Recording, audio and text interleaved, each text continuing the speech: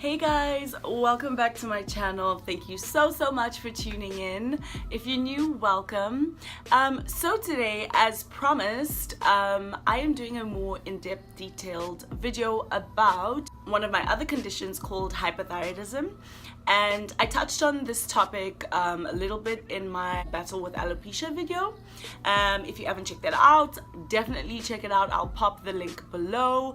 That's just going to give you a bit of insight into my issues with alopecia and kind of how hypothyroidism and alopecia are related. But today I just wanted to do a more in-depth explanation of what the condition is, how it affects me, my treatment, and basically diet, and just pretty much give a summarized / detailed information about the condition. So yeah, let's get right into this video, guys.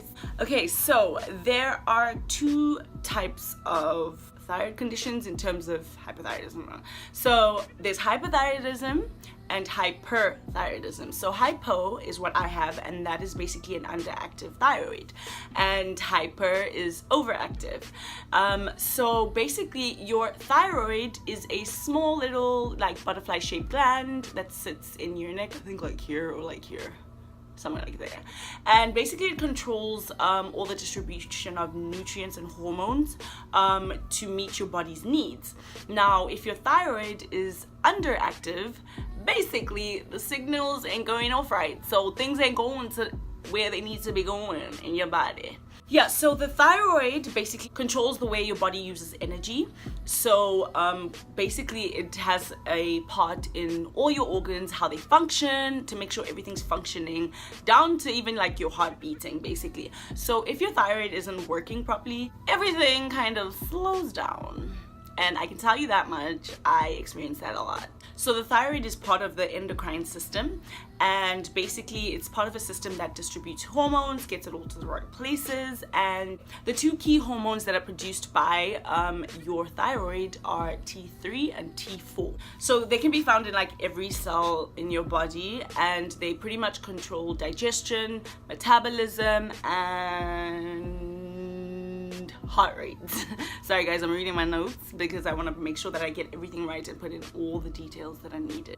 So T3 and T4 hormones are found in every cell in your body, and they're pretty much responsible for, you know, your digestion, your metabolism, and your heart rate. So if you have hypothyroidism, your body basically doesn't produce enough T3 and T4, which then slows down all these processes, as I've mentioned. Okay, so the signs and symptoms of having hypothyroidism basically vary depending on the, you know, level of hypothyroidism that you have. And the general symptoms include, I'm just going to read them out to you just so I get each one, you know.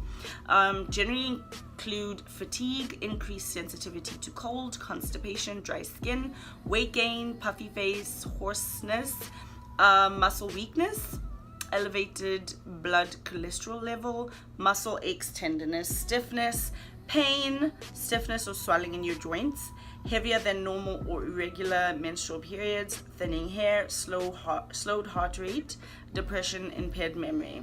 So if your thyroid isn't treated, obviously your symptoms are going to probably get worse, especially once the condition has manifested in your body. So in order to treat your hypothyroidism, you are treated with levothyroxine. So you basically treat it to replace the hormones that you're not producing. So you take a little pill that contains T3 and T4, and it helps regulate your hormone levels.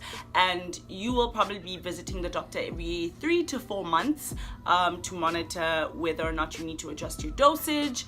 And I mean, you know, you can go from taking 25 mg to 50 to 75 or whatever.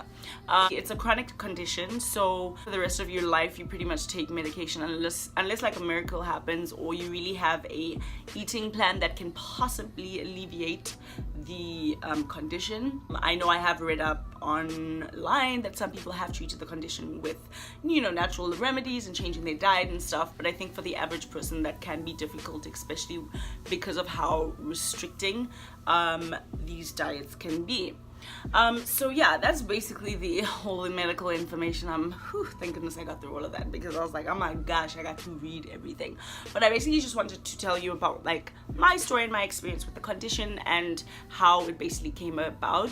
And I know some things I will be repeating just because it also relates to my alopecia. So I have mentioned some of the stuff in the battle with alopecia video, but I just hope you can just stay tuned, and just so you can like understand the chronological order of my discovery with all my conditions. So I believe that the onset of my condition was, I would say, 2011, and this is as far back as I can remember where there were differences I had noticed.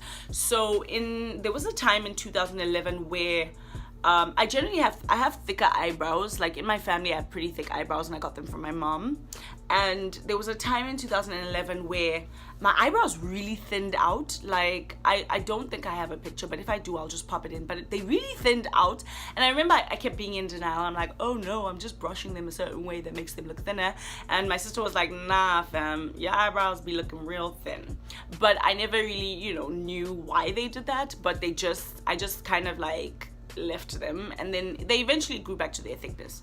But yeah, so then I was struggling then also with I have a bit of like gluten sensitivity. So back then I wasn't that like well versed, or I didn't have that much knowledge about like what specific things I need to be eating to be healthy and stuff. So I just thought, oh my gosh, you got wheat in it, like they have like wheat yogurt, wheat picks, all these things with wheat crackers, and I thought, oh, healthy. So I'd eat a lot of this stuff, and every day after university my tummy felt like it was going to explode. I was always in so much pain.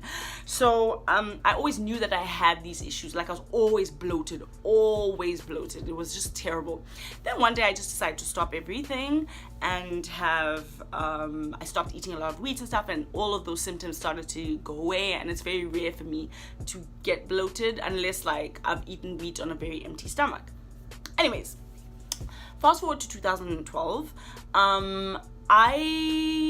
This is when like I feel like I had a very low period, a bit of like depression, or I just always felt sad and low, and I was going through things at the time, so that exacerbated it. And also at the time I was on the pill, and y'all know that can really mess with your hormones and mess with your mood and stuff like that. So just a whole bunch of things were contributing to me feeling sad. And yeah, and then as I mentioned, I also went on this diet 2012 where I was eating a lot of broccoli, cauliflower, all these vegetables, which are referred to as cruciferous vegetables. And basically if you ingest these vegetables regularly, they have the ability to block your thyroid from utilizing iodine, which is really important for the distribution of your nutrients, blah blah blah. So man, I was eating a lot of that, like every single day. Broccoli, cauliflower. People try to say that continuously, you just lose your pronunciation. But yeah, so I was eating a lot of that. I was not losing weight. I mean I've always had like issues with weight and insecurity and stuff like that, so I was always trying to like let me maintain, let me keep this body snatched. I was gymming a lot, but I was only losing like when I say like 1 to 2 kilograms, and I was eating like so little and stuff. So it was just like, guys, what's going on with my body? I don't understand. I gain weight like this, but to lose it, it's like, bruh, I need to basically eat a needle. Like, so all that was happening, very low energy. I always like could get exhausted very quickly, blah blah blah. And then obviously my hair fell out, very depressing. My hair fell out like even more at a more rapid rate, and I just couldn't understand. So I went to see a specialist here in the States who suggested that I do a thyroid test, because one of the symptoms to hypothyroidism is also hair loss, or as you know, alopecia areata. So I did my blood work. Thank goodness it showed up in the blood work, because at the time it was known that sometimes it's very difficult to have hypothyroidism show up in your blood tests. So for me, I was lucky that it did actually show that I was, I really was hypothyroid. what is the hypothyroid? I don't know. That I had hypothyroidism. So yeah, then I went on my medication. I started off with 50 mg and I was on that for about 6 months. I also had to take what's the name of this medication? Glycophage. And I think in the States it's known as metformin, because my body was not absorbing insulin efficiently, so it was kind of, you know, there was a lot of insulin in my body, but my I think it's your pancreas was struggling to absorb it correctly, which made an overabundance, whatever. So they basically put me on that to regulate that. Now that thing made me lose a whole bunch of weight, which I did not know why, and I just couldn't understand why I was losing weight. Anyways, and then I'm also deficient in vitamin D, which I think is also one of the conditions or deficiencies that you have associated with hypothyroidism. So I went on that medication, and after about 3 to 6 months, my thyroid started to drop again, so they adjusted my medication and I went on 50 to 75 mgs, and I've been on that ever since. So this is like from 2013. Now there was a time where, so I had 2 pill packs basically, so I'd alternate days, and I don't know why, only this year, like about a month or 2 ago, it was suggested that why don't you just take 73 on like Monday, Wednesday, Friday, and 50 on Tuesday, Thursday, Saturday. You know what I mean? I don't know why, but I always used to forget, or I'd have to type in my calendar, okay, today I took 50, today, you know, it was just like, I have to remember like which pill I took the day before so I know what to take the next day.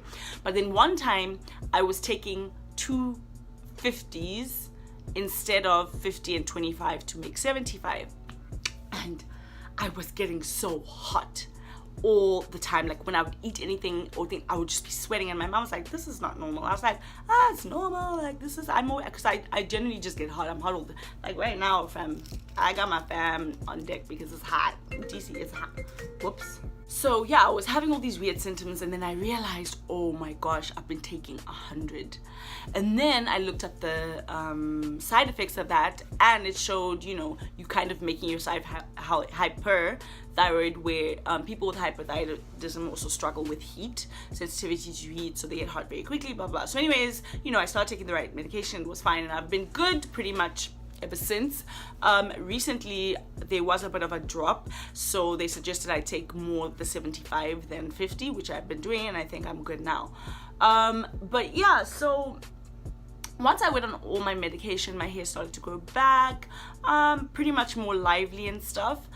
But I feel like the last year or 2 years, I do struggle with fatigue, and one of the things that can be like really annoying is people or friends won't really understand. Like I get tired even though like I'm very active and I go to the gym 3-4 times a week and intensive training, but I can get so tired or so lethargic if I go to a mall, bruh, and I'm shopping. After that I'm done. Like I'm so exhausted that I need to rest. And I think the older I've gotten, I've learned how to give myself time to rest. Even when I'm cooking, in between cooking, I just rest because my body cannot, like I can't push myself too much before I'm just aching all over the place. So those are one of the things. Definitely the symptoms that I had were hair loss, exhaustion. I struggle with joint pains. I've always struggled with joint pains. What else I have? Weight gain, definitely. And one thing I just actually realized like now when I was reading the symptoms out is hoarseness, like in my voice. So in 2013, that was the first year I was on medication. I did used to go out a lot and stuff, and you know, you be shouting and like you be dancing, and I'm one of those people like I rap to every word, like I know all the words. So I mean, when I say I struggled with losing my voice, like almost every single week I did not have a voice, and I didn't know that you could actually like take some medication to alleviate that because it was painful. Like it wasn't just losing my voice, it was painful. So I think it's called laryngitis. I don't know if I'm getting some conditions mixed up, but I'm pretty sure that's what it is. And so I used to lose my voice so much, and I think it has to do with this too, because I also struggle when I talk a lot, because I like to talk. When I do talk a lot, I do feel like I can feel the onset of that pain, and I need to like rest my vocal cords, and I don't know how to fix that really. I don't know how to talk any different, and I think because I also talk a bit deep. Anyways, basically hoarseness was also one of the symptoms that I had. So yeah, fast forward to now, I'm still on 50 to 75. I don't really want to increase my dosage, just because I feel like I know this one has been working for years, and if I had to change anything, I change a lot in my diet just to keep myself on par, because I honestly don't want to change or go higher, or you know, I just want to maintain. I'd rather go lower than higher. So yeah, the differences or changes that I made in my life to kind of you know, treat myself or make my medical condition a bit better is I stopped drinking coffee. And I mean, I like coffee, and I like coffee flavored things, but I wasn't one of those people who like, oh my gosh, I need to wake up in the morning and have some coffee. No, I did not need it. So I stopped drinking coffee in 2012, and you know, I'll have a cup once in a while, but in a year I average on 1 to 2 cups of coffee a year. I'm not even joking. Like this year I've only had one like cafe latte. This one time I was with my friend. So I did stop drinking coffee, and because I do have a chocolate addiction and chocolate's got caffeine, I was like, just give up on coffee, because you know you are not about to not have any chocolate, so you know. And I did, you know, work out a lot. I started to work out a lot because that also helps, working out. A couple of years ago I did eat better than I do now. I still eat pretty healthy, but as I said, chocolate is a problem, and also I love baking, so I do bake a lot. So sugar, stay away from sugar. I have a serious sugar addiction, and I'm trying to alleviate it, but it's hard. It is hard. But yeah, there are definitely a lot of steps to take, you know, with hypothyroidism, and to basically maintain the condition. Now, there are diets out there that can help, because honestly, one of the two biggest issues or things that affect me and that I really can feel down about is obviously, number one, my hair loss is linked to my thyroid issues, and number two, weight. Like weight I can gain weight like this, guys. When I say like this, right now I'm the biggest I've ever been in my life, but I can say that I am the happiest, especially last year, just because I've, you know, internalized who I am, what my natural body is like, and I've learned to love myself, because your girl's always gonna have some thickness, and that's just me naturally. But I know, like, I did get a bit more comfortable, and you know, I ate a little bit more last year, but it's okay. Like, I've stopped doing that now. But the one thing that definitely sucks is weight loss is very hard. It's very hard, and it's very draining, because you really have to put in that work to lose weight with this condition, and you really have to monitor yourself, because it is very quick to gain the weight. So but yeah, that's just basically, you know, my story with my hypothyroidism, and basically explaining what it is. You know, I'm managing it right now. I wouldn't say I'm the best manager, because I still obviously have my sugary foods and stuff, but I definitely am aware of what I need to do to help support my treatment, and I do most of that stuff. And I hope the older I get, the lower my dosage needs to be, because I do hope to not be on medication, just because I don't like taking medication, but I do need it. So I basically just wanted to share my story, and you know, start a conversation about hypothyroidism. And if anybody out there has this condition and you have any tips or advice about dealing with it, and just basically if you want to share your experience, please definitely pop a comment below. If I missed anything, you can definitely let me know. Pop a comment below, because I'm always open to learning and understanding more about my condition. But that's pretty much it. I hope you guys enjoyed this video. I hope it was informative, and if you've never heard of the condition or you didn't know about it, I hope I've taught you a thing or two. And yeah, that's basically it, guys. Thank you so much for watching. If you enjoyed the video, please definitely give it a thumbs up. Don't forget to subscribe, and I'll catch you at my next video.